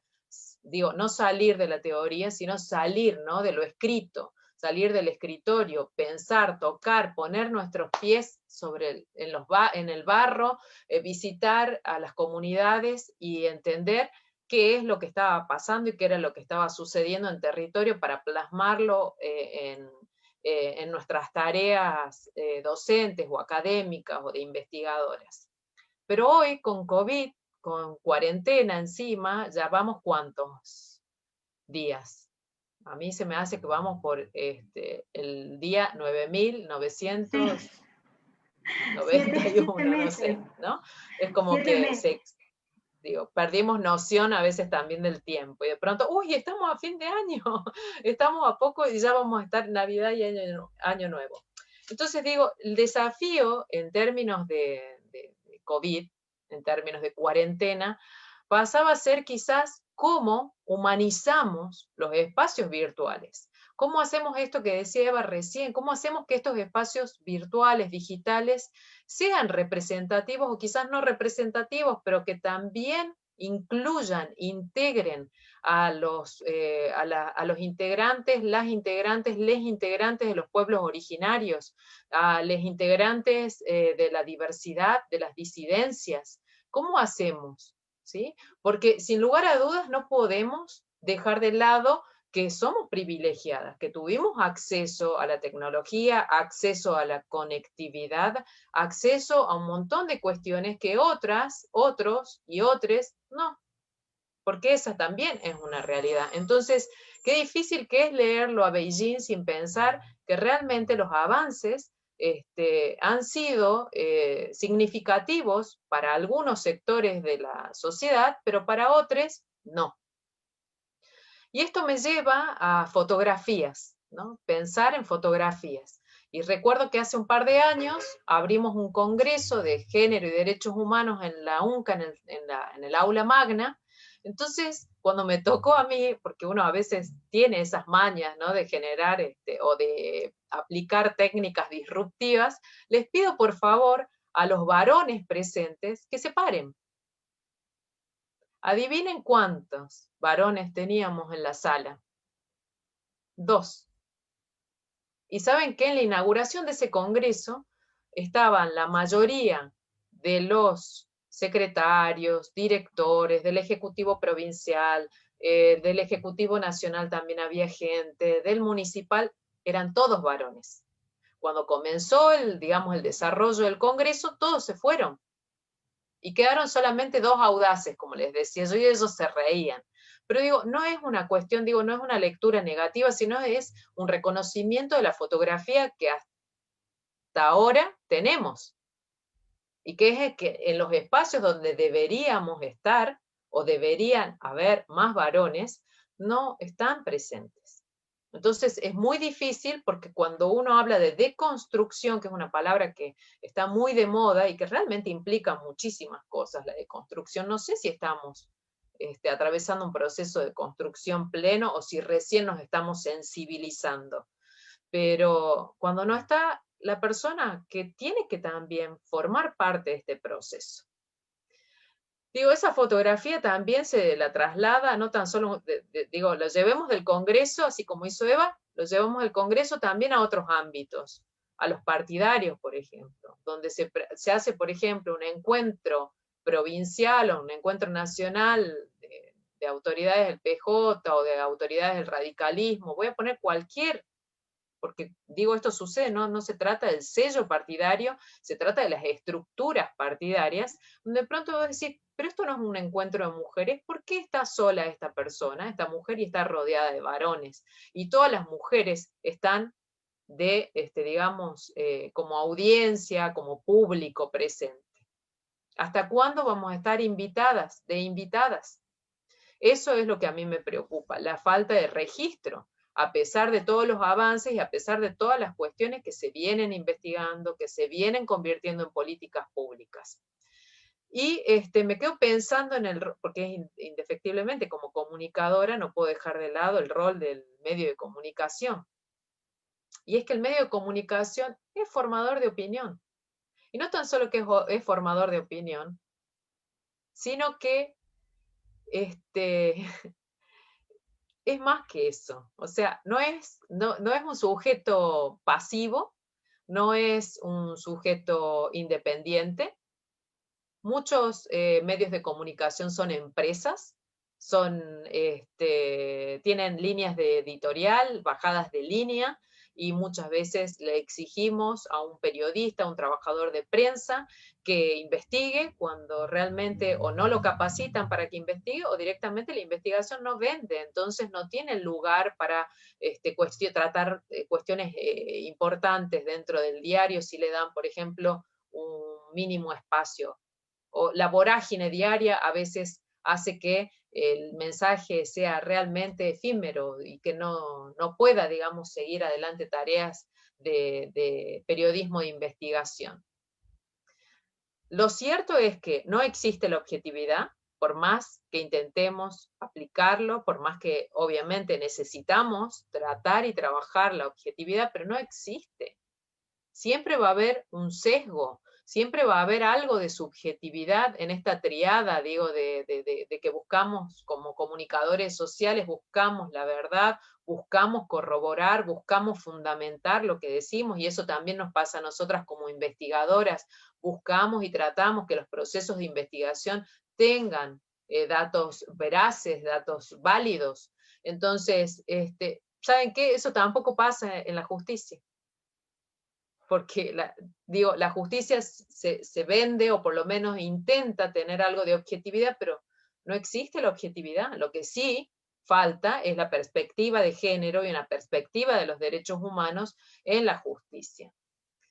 Voy tocando así, haciendo un popurrí, porque me parecía importante mencionarlo, porque la palabra es tan importante, porque el lenguaje o la palabra en sí es realmente una herramienta política. Tiene mucho poder la palabra. Así como visibiliza, invisibiliza. Y por eso peleamos desde los ámbitos de la comunicación, porque se nombre, porque se hable, porque se digan las cosas. Por eso estamos peleando por la E. Y nos corren, nos dicen, bueno, vos querés ser inclusiva, entonces, y te largan con el tema de la lengua de señas, como si las personas, no sé si a ustedes les pasan, pero como si nosotras, que venimos investigando en esta temática, que la venimos militando, no estaríamos tomando esas banderas y esas luchas por una sociedad más justa, por una sociedad más inclusiva. ¿En serio nos corren con esa palabra a nosotras? Que creemos que la E, no sé si me siguen el hilo, pero realmente a veces me ofende cuando me pelean con eso. Yo digo, pero discúlpame, si el tema de discapacidad, de diversidad, de pueblos originarios, lo venimos peleando hace mucho. Hace muchísimo, porque se trata de los derechos de las otras personas, de los otros, de les otres. Entonces, no nos genera urticaria y no nos genera, ni nos escandaliza el uso de la E. Si eso sirve para visibilizar a lesotres, bienvenido sea. Que yo no voy a ser la persona que va a invisibilizar. Por lo menos eso es lo que a mí me parece que nos atraviesa a muchas personas que estamos en el campo de la comunicación, que estamos en el campo de la investigación. Y esto me lleva a otra cuestión. Recién les decía que cuando comenzó el COVID, la cuarentena, teníamos un reto y un desafío, que era humanizar los espacios virtuales, los espacios digitales. Entonces, ¿cómo lo hacíamos? ¿Cómo lo hacemos? Esto de estar conectados, digo, cola, sillón, y estar permanentemente detrás de una pantalla donde no podemos tocar, donde no podemos abrazar, donde no podemos sentir. Miren, el mate es una forma de humanizar. De pronto, no sé si ustedes se dieron cuenta que muchas veces en los Zoom, en los Meet, en los encuentros virtuales, predomina el uso del mate. La ronda, la necesidad de ese abrazo compartido a través de un simple mate, ¿no? Entonces, más allá de eso, pienso en las dimensiones del ser, las dimensiones del pensar, las dimensiones del hacer y del contar. Y pienso que en eso es justamente lo que nos lleva a humanizar estos espacios. Fíjense que nosotros hemos surfeado la ola, nosotras hemos surfeado la ola de la virtualidad. Según los datos que nos han proporcionado otras personas que están en otros Zoom, porque encima ahora vamos a tener que ver cómo vamos a citar de todo lo que se dice en la virtualidad y que quizás no está escrito. Del 100% de docentes en Argentina, el 70% somos mujeres. Es decir, que el 70% de docentes mujeres han sostenido la educación durante esta virtualidad. Aparte, el 76%, quizás es un poco más o quizás un poco menos, recae todo lo que es actividades domésticas, tareas de cuidado de niñas, niños, niñas y de adultos mayores, adultas mayores, ¿sí? Recae sobre la mujer. 70% mujer, docente mujer. Aparte, esa docente mujer tiene más del 70% del peso de esas actividades en su espalda. Y seguimos, y le estamos dando pelea, pero no se nos reconoce. Entonces, si nosotros esos datos los invisibilizamos, seguramente va a pasar como lo que dicen algunas personas que tienen poder de decisión, es que la calidad educativa es culpa del no compromiso del docente. Qué injusto, ¿no? Bien, esto me lleva a pensar algo, y con esto quiero ir cerrando, ¿no? Nosotras somos activistas sociales, militantes por los derechos humanos, somos investigadoras, docentes universitarias. También algunas habrán estado en en espacios de decisión, ya sea de los ejecutivos, otras desde las organizaciones no gubernamentales, pero con alguna responsabilidad específica. Lo cierto es que lo que nosotras somos es lo que hacemos. Y muchas veces lo que a nosotras nos preocupa, lo que a nosotras nos atraviesa, lo llevamos a donde estemos. Militamos en el aula, militamos a través de los proyectos de investigación, militamos a través de los espacios que nos tocan conducir o nos toca acompañar o ser parte de esos procesos. Y a mí me parece muy importante contarles brevemente 3 experiencias. Cuando pasó todo esto de la cuarentena, dijimos, ¿qué hacemos? Nos cortaron las piernas. ¿Qué hacemos sin territorialidad, sin trabajo, sin esto de salir al territorio? Bien, dijimos, hay cosas que están pasando y no podemos mirar para otro lado. Entonces largamos con conversatorios sobre masculinidades. Cuando muchas de las que estábamos militando el feminismo decíamos, ese es un tema que se tienen que ocupar los varones, no nosotras. Pero si ya está en agenda, lo abordemos junto a ellos. Y de pronto un conversatorio se convirtió en 6 conversatorios federales, donde trabajamos, donde discutimos, donde reflexionamos, porque era necesario, porque es importante y porque también es urgente. Una segunda línea de conversatorios que estaba vinculado a la revictimización como fenómeno invisibilizado y cómo transformar o cómo humanizar las prácticas judiciales. ¿Saben por qué? porque acompañamos en una manifestación y pudimos observar con barbijo y alcohol de punta a punta cómo las víctimas de un abusador sufrían los procesos o la ralentización de la justicia. No pedimos solamente justicia, sino que necesitamos reparación para las víctimas. De allí surge esta serie de conversatorios que también terminaron siendo bastantes, donde pudimos trabajar en forma conjunta, y esto terminó, digamos, en una mesa técnica donde estamos trabajando en cómo modificar los protocolos que justamente generan esa revictimización, y que no tan solo que generan esta revictimización, sino que no reparan en absoluto a la víctima.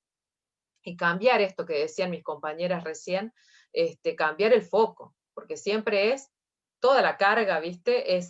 Está, digamos, focalizada en la víctima, y qué pasa con el que ejerce esa violencia, con aquella persona que justamente nadie le cuestiona absolutamente nada. Y un tercer conversatorio fue el de comunicación y salud, por supuesto, en tiempos de COVID, y también nos permitimos surfear el área virtual, el espacio virtual, con todos estos temas. No le tuvimos miedo a la virtualidad y lo hicimos.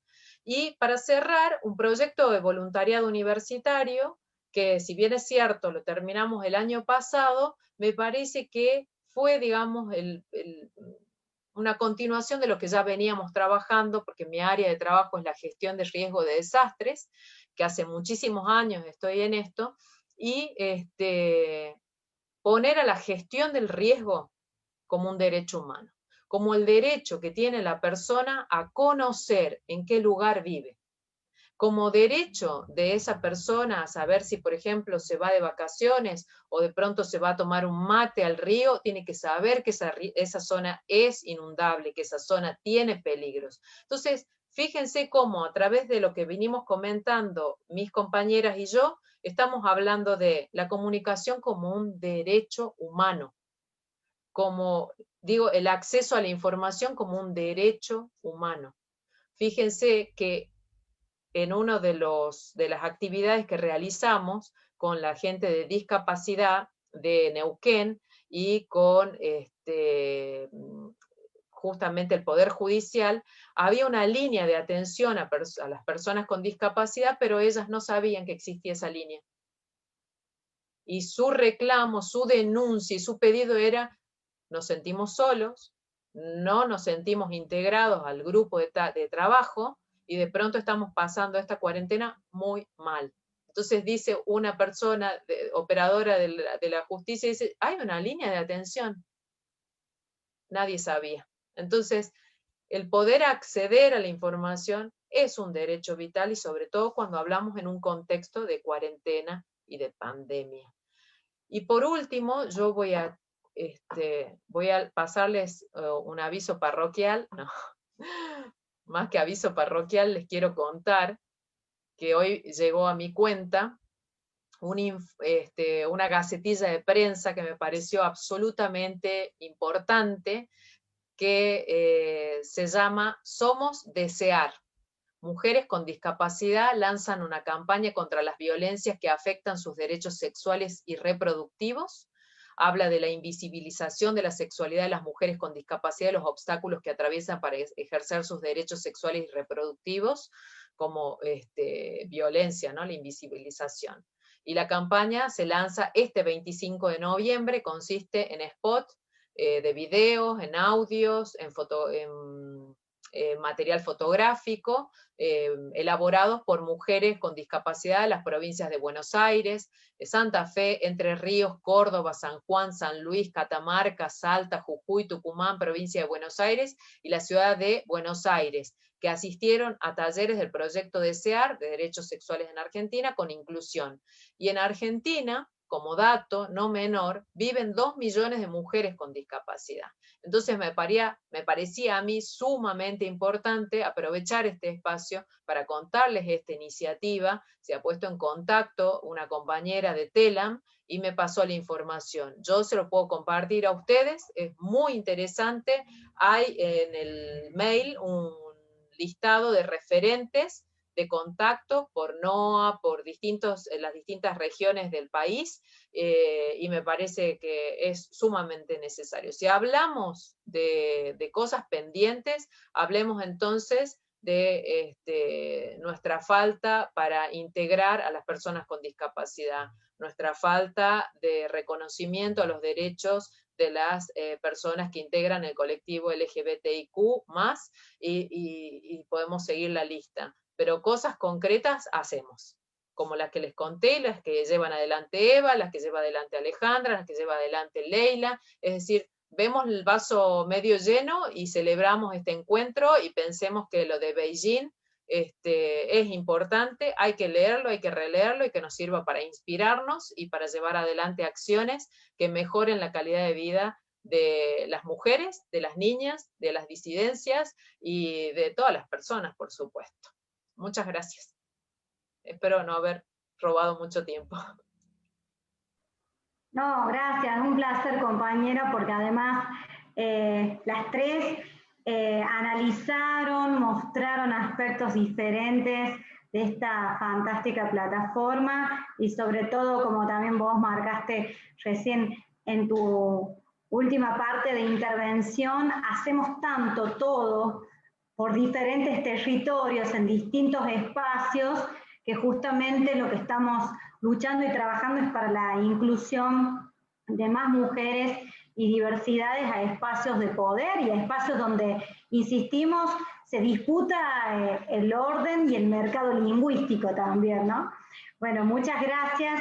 Bueno, acá mira, Lorena, te comento, Lorena Verón en el chat dice, bueno, muy interesante, muy importante, me emociona, es muy importante visibilizar y significar los encuentros presenciales y virtuales. El acceso a grupos más invisibilizados y vulnerables también depende de cada uno de nosotros, organizaciones, instituciones, referentes, compañeros. Bueno, de mi parte, maravilloso. Quiero saber si hay alguna pregunta, alguna consulta que quieran realizar a las participantes. Bueno, hay Magdalena también, la profe, nos felicita por esta iniciativa y de paso yo sí paso un aviso parroquial porque el jueves 26 vamos a estar presentando el libro Somos Belén con Ana Correa, también en la Universidad Nacional de La Rioja. Es una iniciativa del proyecto que dirige Magdalena Díaz Araujo, que es Culturas de la Violación, así que bueno, también ya les voy a estar compartiendo el enlace y nos va a acompañar también la campaña por el aborto legal, seguro y gratuito, filial La Rioja. Bueno, ¿alguna pregunta, consulta para las panelistas?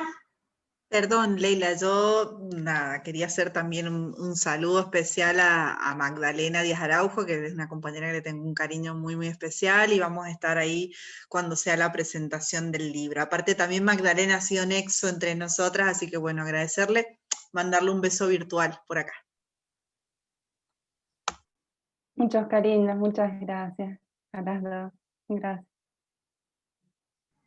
Bueno, también nos acompañó acá Fabián Calderón, que es nuestro rector. Fabián, gracias por tu acompañamiento y tu escucha permanente. Te podemos desmutear ahora.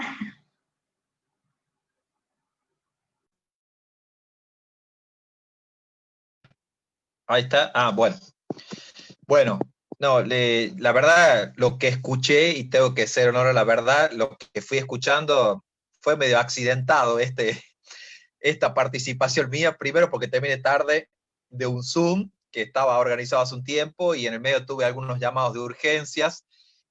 Bueno, así es la gestión, en el marco de estas charlas que siempre son gratificantes, reconfortantes, esperanzadoras, por tener compañeras en el sistema universitario que trabajan fuertemente en la visibilidad de estas nuevas realidades, que tenemos que abordarlas integralmente y que tenemos que también asumirlas, de todo este recorrido que tenemos que hacer, que lo venimos haciendo, pero que a veces son puntos de partidas y a veces son estancamientos. Y a veces en esos estancamientos se generan tensiones, todo el proceso de construcción, de deconstrucción que tenemos que hacer, y que eso también, hay que decirlo, es producto de este movimiento feminista fuerte, de los feminismos que hay en nuestro país, en el sistema universitario, que son diversos, que tienen distintas miradas, que hay distintos recorridos, que hay distintas lógicas, y que tenemos esta responsabilidad, los que estamos en la gestión, de encontrar estos puntos de encuentro para avanzar en el marco de las luchas que vienen llevando adelante las compañeras. Y eso hay que reconocerlo, son compañeras que vienen llevando adelante todo un recorrido, que aunque todavía cueste y todavía sigan siendo deudas pendientes en la investigación, en la extensión, en la transferencia, en las miradas institucionales, también hay que celebrar que hay algunas leyes, normativas, acciones que venimos desarrollando en el sistema, que significaron avances, pero que hay que seguirlos acompañando. Y nos debemos seguir acompañando. Y ese creo que es el gran desafío en el sistema universitario. Ayer yo lo compartía con Leila, tuvimos una capacitación en el marco de Ley Micaela, los rectores y rectoras, con Diana Mafía, con Dora Barranco, con todo un trabajo que el sistema universitario lleva adelante en el convenio con la ONU, con todo el trabajo que hoy se están desarrollando en todas las universidades públicas, y creo que eso también es un avance importante, instalar las perspectivas de género en todo, en lo que nos falta. Nuestra universidad, en las próximas elecciones vamos a ir con paridad de género, se va a legitimar estas luchas de muchos años de las compañeras, venimos instalando todas las discusiones sobre las violencias, hoy hay recursos para investigar sobre el femicidios, para investigar sobre las violencias, sobre los maltratos, las desigualdades, las inequidades en las cuestiones de trabajo, y entonces todo eso debe ser acompañado fuertemente con decisiones políticas. Nosotros siempre decimos que lo institucional es político, y entonces allí se juegan muchas de esas realidades por las cuales hay que seguir dando lucha, visibilizando. Y allí creo, aquí me acompaña, bueno, Leila, que nos viene acompañando hace tiempo, compañeros y compañeras en las áreas de las comunicaciones, está Malvina, con quien compartimos el trabajo de la red IAP, que es una red nueva de áreas de comunicación y prensa institucional, donde incluso hemos instalado la formación en perspectiva de género en nuestros medios universitarios, y todas esas acciones tienen que formar parte de una respuesta generacional. Esta es la generación que va a avanzar en estas nuevas miradas de deconstrucción en las instituciones. Estamos convencidos, y nos involucra a todos. Entonces creo que desde ese lugar hay que seguir dando las batallas, y hay que seguir buscando esas utopías, esas transformaciones que parece que están cerca, pero después se alejan. Y esas son las realidades. Así que bueno, celebrar, felicitar a Leila, a Piki del área de graduados por esta jornada, como un montón de jornadas que venimos desarrollando, el conjunto del sistema universitario que está comprometido, entendiendo también que la comunicación, como lo decíamos hace ratito, es un derecho.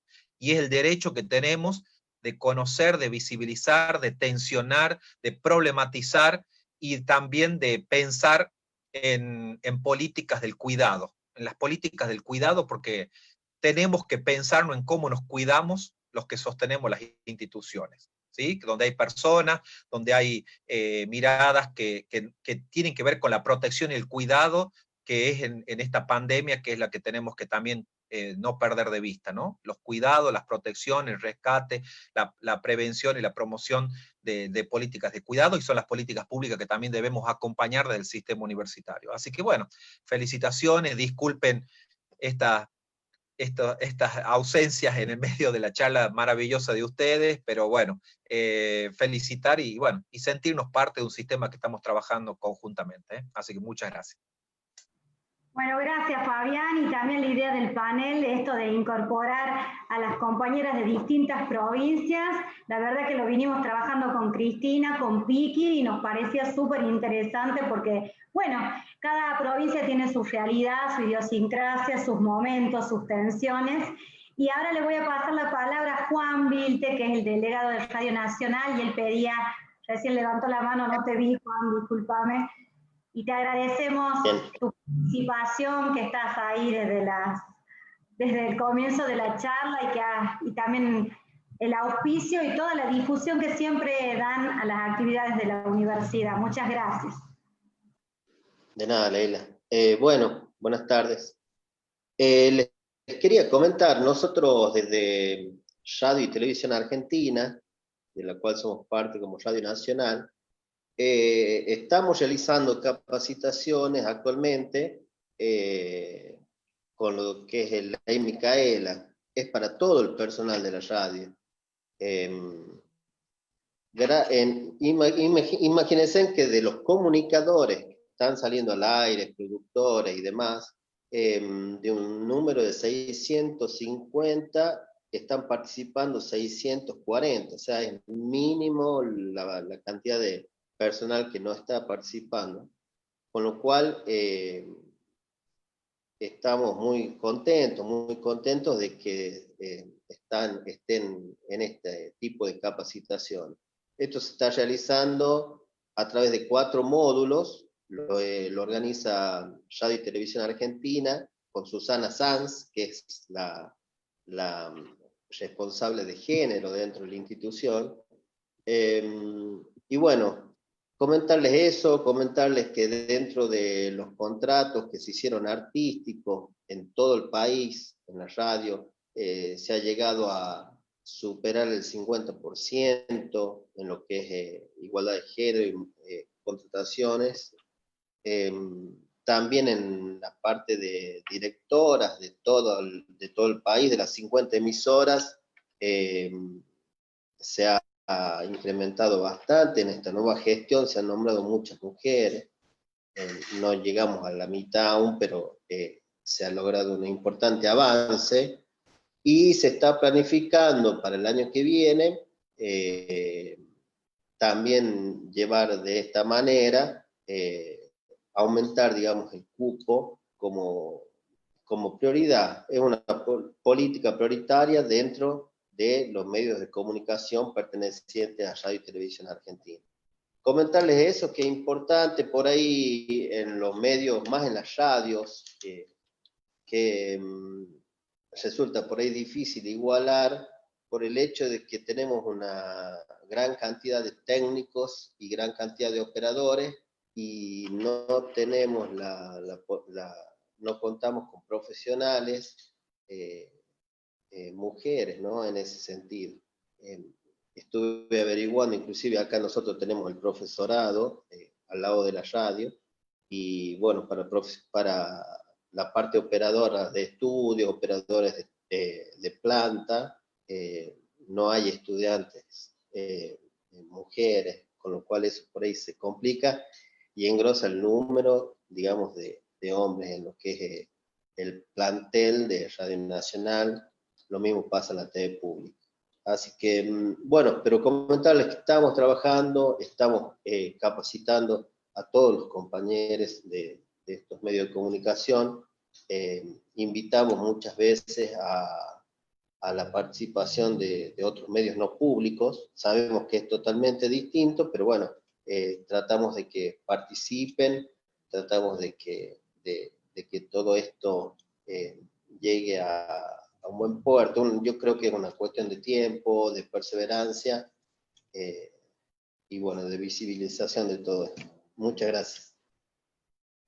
Gracias a vos, Juan, y también de voluntad política y de inversión, ¿no? Sé que están trabajando un montón, hay grandes profesionales, pero bueno, como marca Juan, faltamos en los puestos técnicos, ¿no? Que eso también tiene que ver con lo que recién discutíamos y exponíamos respecto de la formación, ¿no? Y qué carreras elegimos las mujeres y cuáles no, y sobre todo el dato que daba Eva de que comunicación social es una carrera altamente femenina, pero que sin embargo la parte técnica y el despliegue técnico en lo comunicacional no lo logramos dominar, en el sentido de que también no se fomenta esa formación, ¿no? Sería muy interesante seguir con estas cuestiones, seguirlas profundizando aún más. Y bueno, yo de mi parte tengo nada más que palabras de agradecimiento para Alejandra, para Malvina, que nos ha estado acompañando también, para Eva, para Gretel. Son enormes compañeras, enormes docentes, grandes militantes feministas, así que bueno, gracias por todo, por la transformación, por el encuentro y también, bueno, por este grupo de trabajo de WhatsApp que hicimos raudamente para armar este conversatorio, que además nos pone a las mujeres a hablar de política, de derecho y de justicia de género, ¿no? Que eso también creo que hay que educar a los compañeros cuando nos dicen desde qué lugar hablan. No solo hablamos desde los sentimientos y de la emocionalidad, que es fantástico hacerlo, sino que también hablamos desde la formación, desde lo técnico, lo político y también lo jurídico. Así que bueno, un abrazo muy grande. Gracias, Fabián, por tu participación. Un agradecimiento al equipo técnico de graduados que está trabajando para que todo salga muy bien por las redes sociales. Hemos llegado a 600 personas a través de las redes de la Subsecretaría de Graduados. Está Diego haciéndonos el apoyo técnico y nuestra compañera Ximena Carrizo, que es siempre la que se encarga de mover las redes, la difusión y hacer todo este movimiento mediático para los eventos. Muchas gracias. Un aplauso para la organización y por este encuentro. Muchísimas gracias, Leila, muchísimas gracias a la UNLAR, al señor rector, a la gente de Radio Nacional, a las compañeras. Muy agradecida por el espacio. Así que un besito. Muchas gracias, excelente, felicitaciones. Muchas gracias a todas, un abrazo, un placer escucharlas. Gracias. Desmuteate, Ale.